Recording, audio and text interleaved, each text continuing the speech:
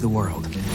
Build something that makes people go, problem is, you'll be flying blind. You build product on one end, results come out the other, but in between is a massive black hole. That's why we built Amplitude. It gives you a whole new understanding of customer behavior, predicts outcomes, and adapts experiences to drive world-changing results. You want to change the world? Now you can. Wow, I am so excited to be speaking about a topic that has challenged me personally as a product leader. How can you drive innovation in an ever-changing climate, especially as we're confronted with so many unknowns? For example, the COVID-19, 2020 and 2021 pandemic. How do we keep up with the newest requirements, technology, and global regulations required to build highly usable software? I learned while working at GitLab, a fully remote organization with over 1,700 global employees, that one way to accomplish this innovation is to create a safe haven for it. This is done in all sorts of ways, but one of them is by bringing together all different kinds of perspectives, backgrounds, and context into a collaborative environment. Innovation is driven by differences and realized by inclusive teams. And just a little bit of background on me.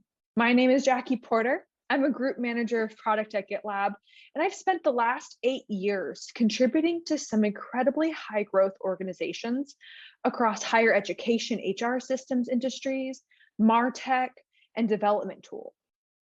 Some of the most memorable moments in the last few years was taking teams of 5 people and scaling them to over 100 people through a couple of different vectors, one of them being an acquisition strategy, and then the other one being organic growth.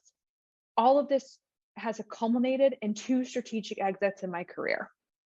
In my free time, you can find me learning to be a better practitioner of change as a doctoral candidate at Baylor University in Waco. So here's a little bit of a roadmap for building inclusive teams that we're going to cover today. First, I'll lay the foundation on inclusion's impact as seen through the lens of data. Second, we'll dive into what inclusion is and what it looks like in a couple of different organizations.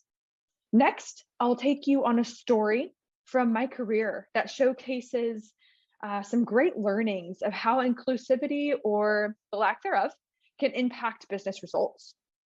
Fifth, we'll discover how inclusion in your product teams supports business goals. Then in closing, I'll give you some tips and tricks for fostering an inclusive environment in your teams.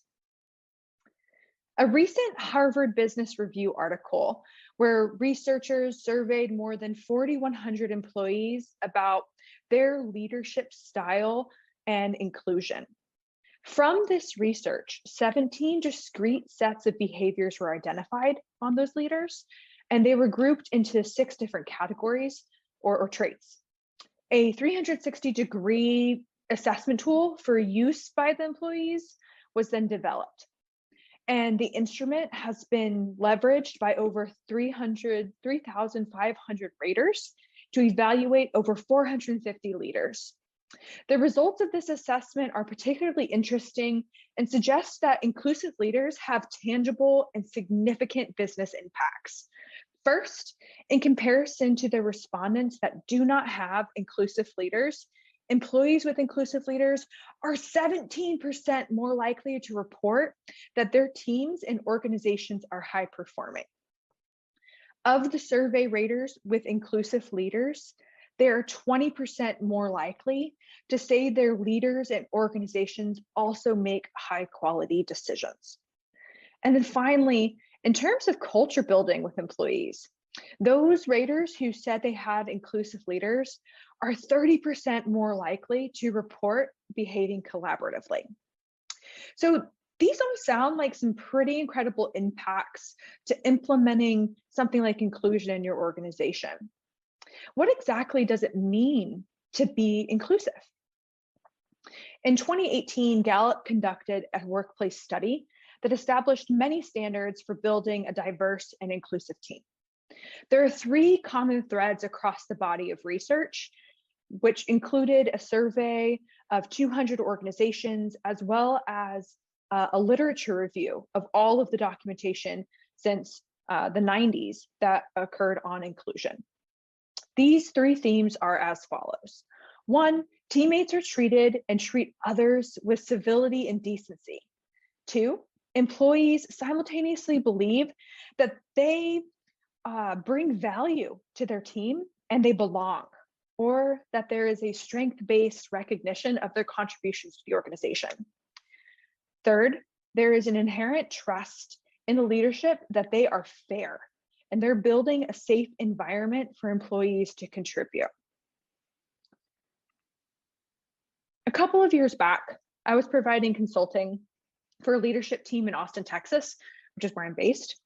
They were looking to improve their product team's business results by giving training to the managers. The CEO was convinced that they weren't hitting their targets as expected because the managers of the team did not have the skills to lead expansive programs. The product organization consisted of about 10 people who were all there since the beginning of the company, many of which were college friends of the CEO or even family members and connections of those family members. Needless to say, the product organization was very homogeneous in background, culture, and perspectives. I paused for a few moments during the first discovery call with the CEO and asked, why are the results of the team tied to the manager's ability to lead programs? To which he replied, they absolutely aren't. I began to very quickly realize that the root cause of the business results not being attained by the team and the solution that the organization was asking for were not congruent. So I asked the CEO some follow-up questions. Are your business goals and company results transparent to your organization? He replied, yes, we have weekly all hands with the company, roadmaps are published on an intranet, and teams can access our business goals and progress at any time via the goal tracking software they used. And I said, great. Transparency is a good item to have to understand where everyone's going. My second question was, does your team look at the market landscape and competitive position when creating the roadmap? This is when the CEO went on a 15-minute soapbox about how robust their competitive review process was and how they included analyst calls inside of their product road mapping experience. So that's great. They're not achieving results because a competitor is clearly moving in a direction that they aren't. So that was good to hear. My third question was, is the product roadmap reviewed by the company or any other subject matter experts before committing to that roadmap? The CEO was silent for about a minute and a half. And then all of a sudden, kind of looked like he had a light bulb moment. And he explained that the roadmap is decided by the executive leadership team and then handed off to the product managers for execution and verification. He never realized that even though feedback was something that happened kind of organically throughout the roadmap creation process amongst the executives, he never shopped it around to the organization or other subject matter experts before executing against it. The last question I asked is, when feedback is provided on business goals or company targets, how do you go about including that in the product direction? The CEO laughed and said he actually just thanks people and does not think to revisit the business goals in light of the feedback. I was kind of astonished when I heard this, but I did reply to him, do you think you're creating an environment of innovation if people's perspectives aren't included in the decision making? He nodded and agreed that his approach for incorporating feedback could definitely be improved. So fast forward, after doing some more discovery, the CEO ended up changing my consulting project from this training to managers to implementing a product feedback and strategy review process within the organization. A year after implementing this process, the business results that were tracked by the company, which were primarily revenue generation, improved by 20%. That's a huge number. The CEO, though, had some really great things in their company. And upon reflection of this experience, I I think that they had a great opportunity to showcase some of their learnings, which included the leadership had a single source of truth for their product roadmap. This meant that all teammates understood the value they were expected to drive and what they were bringing to the organization and how to contribute meaningfully to that organization. This transparency was the first step to building that shared understanding in the organization. Second, there was some great processes around market landscape and product operations. For example, they had the established best practices and documented standards for how to work effectively as a product management organization. Although they had one process that actually took away from the opportunity to innovate and incorporate new learnings and different perspectives. The fact that leadership handed down the product strategy and roadmap for execution rather than it being built by domain experts or the product management team meant there was little to no opportunity for challenging or improving the direction of the company. So it was the same decision makers driving the strategy year after year. Altogether, a huge takeaway is that if you have the wrong process, you can truly stifle the innovation and inclusivity you're trying to drive as a product organization. The most surprising learning from this consulting opportunity was learning that feedback can be encouraged but never acted on by the organization or leadership. People are far more likely to feel committed to a cause and engage in high-performing activities when they're actually a part of the solution or direction. Without implementing changes or their suggestions, high performance and results are highly unlikely to change. Fourth, and the last big learning for me is that in order to pivot away from a particular direction, there must be safety in challenging the status quo. Without that, people will be unlikely to feel like they can actually make an impact. This is especially true if the feedback is collected and no action is taken. It's also a risk if the decision makers are the only producers of the product roadmap and direction or strategy. Psychological safety goes a long way in supporting innovation and smart risk-taking in your organization. Altogether, to make results happen, the team needed to have diverse perspectives included in their roadmap. We will all profit from a more diverse, inclusive society, understanding, accommodating, even celebrating our differences while pulling together for the common good. I love this quote from the notorious RBG, which addresses the profit inclusion and diversity that will bring to our society and businesses. Just to reiterate the impact of inclusion and diversity in product organizations, according to a 2020 McKinsey report, when organizations have above average diversity in employee engagement, they outperform other like companies with less than average diversity by 58%. To further the case of building a culture of diversity and inclusion, in a study by the American Sociological Review, a national sample of 500 US-based for-profit businesses were analyzed, comparing business performance, like customer counts and sales revenue, with racial and gender diversity of the organization. In the regression model, diversity accounts for roughly 6% of the variance in sales revenue. For organizations with high diversity, they brought in nearly 15 times more sales revenue on average than those with the lowest levels of racial and gender diversity. I'm sure you're all thinking this is great information and seems like so many organizations are benefiting from having a diverse and inclusive team. So Jackie, can you please tell us, how do you actually build an organization where product teams are inclusive? That's a super question. And I have a couple of tips for you. First up, from my time at GitLab, one of our key values is transparency. This has been an ultimate game changer for product organizations that drives true velocity and innovation. Like many of you, GitLab also uses OKRs and data as a method for making decisions. With OKRs and key performance indicators, you measure what matters and you share with your team what matters. Transparency is the first step for exactly how you build inclusion. Democratizing information empowers your teammates to contribute directly to the business. For product managers in particular, alignment in the roadmap is critical. One way to accomplish this information radiator for product strategy across your teams is to establish that single source of truth for product direction.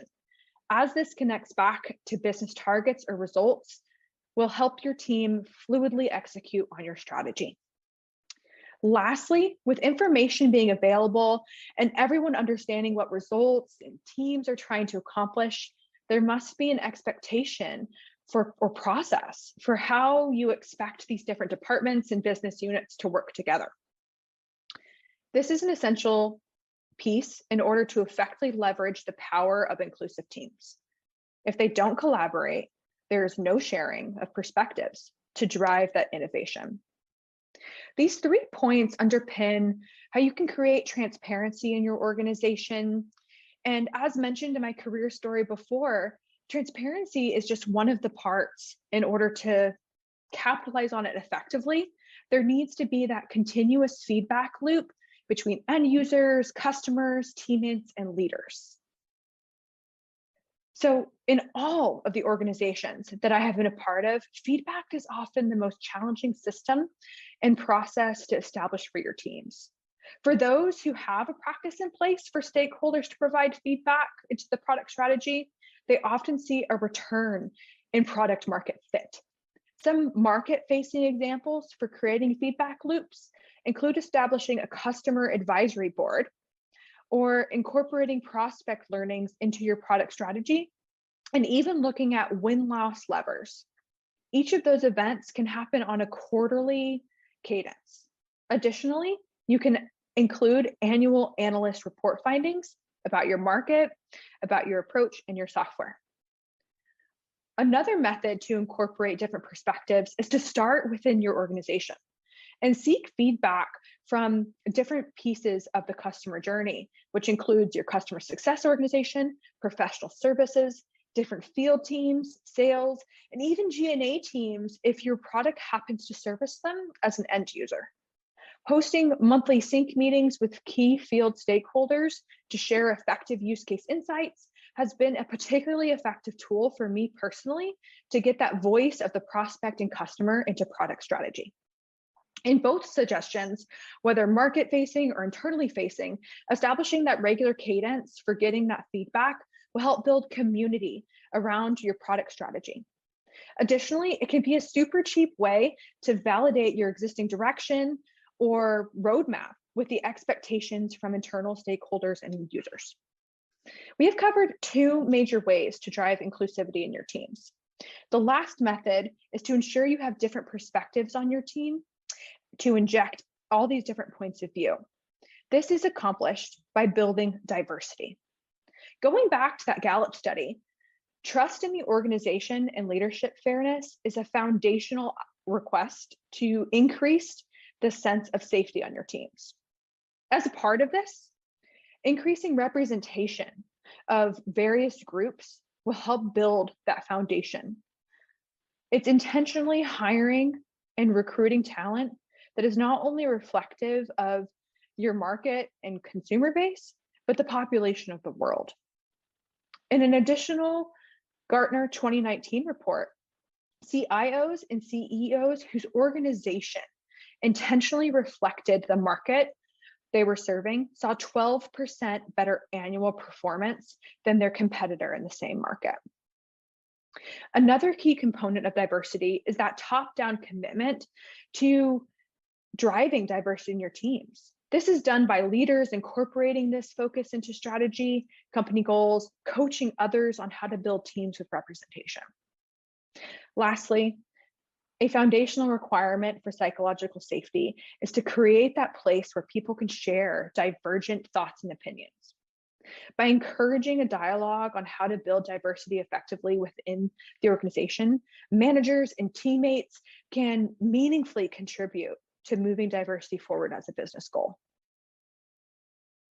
In closing, Inclusion in your product organization is about using transparency, feedback loops, and diversity to help your employees feel like they are treated with respect, they are recognized by the strengths they bring to the organization, and leaders foster an environment where questions can be asked. If you have any questions, feel free to drop them in the chat and we'll answer them now, or reach out to me on LinkedIn.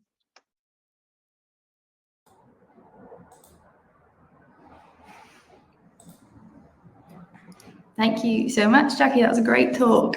Yeah, we are now here for some Q&A, so feel free to drop your questions in the chat and Jackie will answer them. So I think we had one come through slightly earlier. Where's it gone?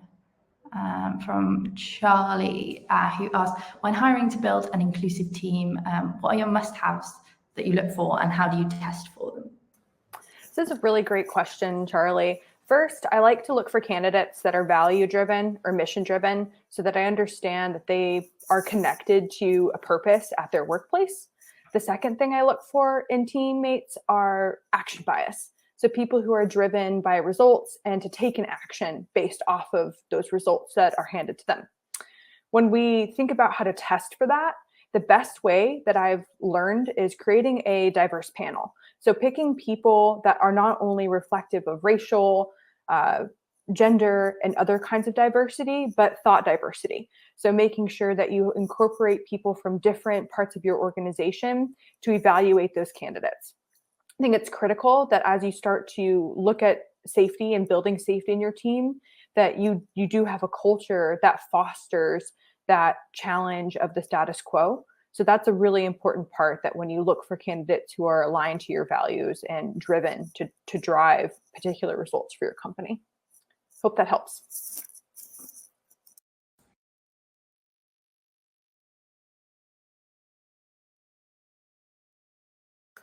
Caitlin, I think you're on mute. I am. Sorry about that. Yeah, thank you. That was a great answer. We'll just give it another few seconds to see if any more questions come in the chat. But yeah, in the meantime, I'll pop Jackie's LinkedIn in the top of the chat bar there. So if you are too shy to ask any questions in the chat, feel free to reach out to Jackie. I'm sure she'll be happy to connect and answer any questions you may have there. There we go. One more question. So Fee has asked, what are the steps you're taking to both internally and externally create safe spaces within your teams and organization? This is a super question. So first, we offer psychological safety training for all participants and that are managers or leaders in the organization. That's required for them to complete annually.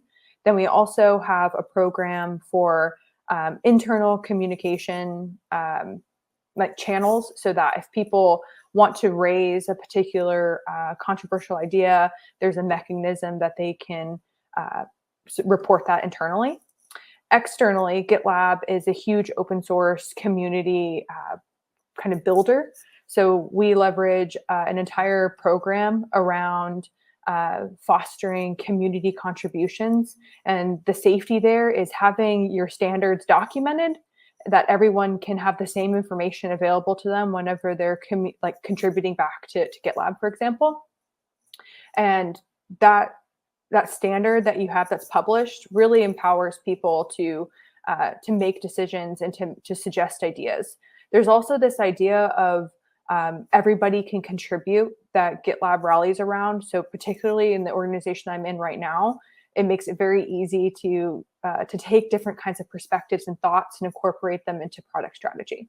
So more tangibly in product strategy, we take feedback from the community, upvotes on particular issues, and those are the feedback channels that we have to show that we're taking that feedback from the community and building it into our product. One of our KPIs that we measure as an organization is contributions from the community. So those end up getting prioritized and kind of merged into our code base first before our own features that are on our roadmap. Cool, thanks. And we've got another question here from Chris, who's asked, what are the main forces of resistance to better inclusion and how do you overcome them? Yeah, So in the McKinsey 2020 study, they found that change in general, people's thoughts of what drives success in organization is a huge resistance. And this is where like leaders who have been at the company for a long time believe there's only one way to accomplish particular results. And without having somebody come in and challenge that or show that there's a different way to accomplish things, people are less likely to contribute different perspectives in innovation. Another challenge is the idea that everyone's voice is equally weighed into product strategy. So if there's not a mechanism or a standard in your organization for how you take feedback or how you incorporate ideas, then people's voices aren't considered equal and therefore are not weighed in on. So those were two challenges documented in the McKinsey study. I would say in my practical life, how you overcome them. One of them is challenging your leadership, which can be a really difficult play. But in a past organization, there was an avenue where I had to confront something that we were doing on a particular project related to program management in the organization. And I went to the CEO of the company. It was a relatively small company, about 200 people. So I had that intimacy working for me there, and I had a proposal that had tangible results to it and asked if we could experiment with it. The CEO agreed, and we experimented with it and ended up implementing changes. So it does take a lot of openness from your leadership, and then confronting that as an individual contributor or as a leader in your organization is about having the evidence behind your proposal to show that these are going to drive results. So even in my current organization that's really open to change, where everyone can contribute and ideas are all welcome, having a formal proposal that's connected to some sort of ROI or benefit for the business takes the overhead of having to think, is this really going to benefit the business as a VP or an executive?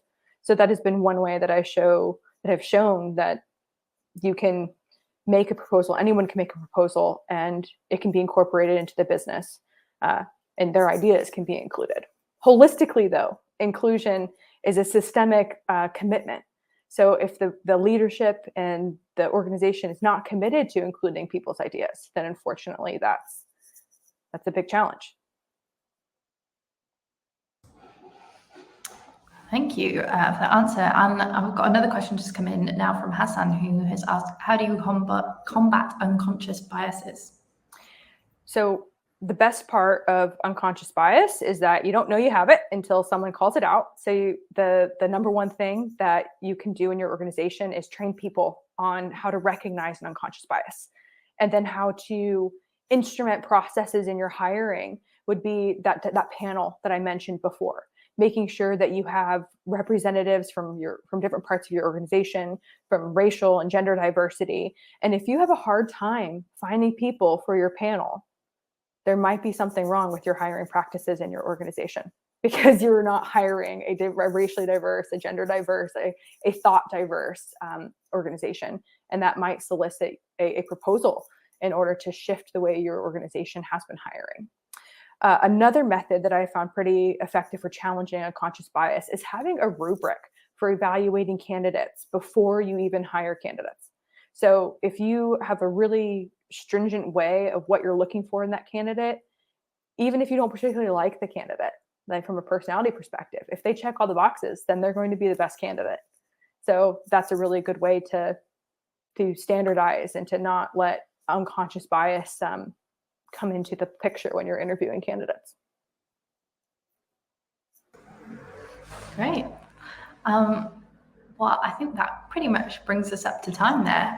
Some really great questions in the chat and some really great answers as well. So thank you so much, Jackie, for your talk and for answering everyone's questions. It was great to have you. It was a pleasure. Thank you all. Thanks everyone for tuning in, and stay with us for the next session. I'll see you all soon.